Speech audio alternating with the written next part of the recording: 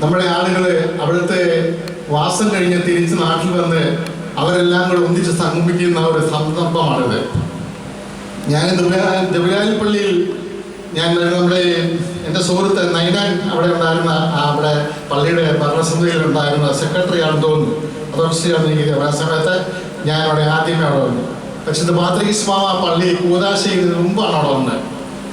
അതിനുശേഷം ആ പള്ളി കൂദാശ ചെയ്ത് കഴിഞ്ഞ് പിന്നീട് ഒരു പ്രാവശ്യവും 2 പ്രാവശ്യം ആ ജബിലാലി പള്ളിയിൽ അവിടെ വരാൻ സാധിച്ചു.